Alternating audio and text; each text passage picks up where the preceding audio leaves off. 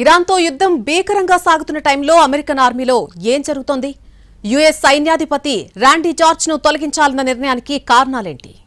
Donald Trump ఏలుబడిలో America సైన్యంలో ఎప్పుడేం జరుగుతుందోనన్న చర్చ సాగుతోంది.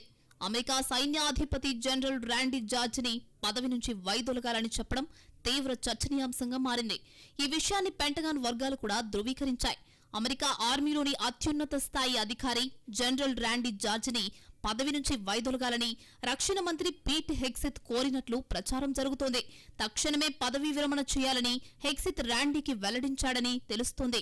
యుద్ధం జరుగుతున్న వేళ అమెరికా ఇలాంటి నిర్ణయం ఎందుకు తీసుకుంది అన్న దానిపై వాడివేడిగా చర్చ సాగుతోంది.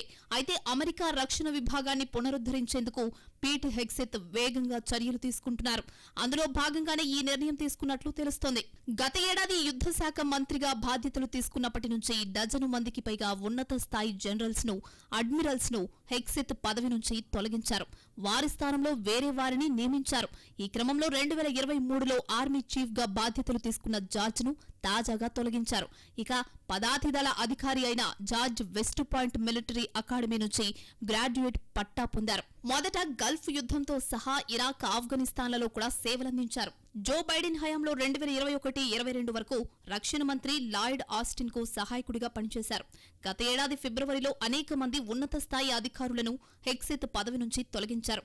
అప్పుడు joint chiefs of staff chairman గా ఉన్న జనరల్ చార్లెస్ సిక్యూ బ్రౌన్ పై ట్రంప్ వేటు వేశారు.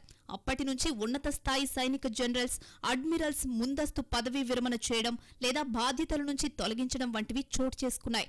ఆ సమయంలో తొలగింపుల నుంచి జార్జ్ బయటపడగా తాజాగా పదవి నుంచి దిగిపోవాలని హెగ్సెత్ ఆయన్ను కోరారు. అయితే హెగ్సెత్ వరుసగా సీనియర్ ఆర్మీ అధికారులను తొలగిస్తూ ఉండడంపై అనేక ఆరోపణలు చక్కర్లు కొడుతున్నాయి.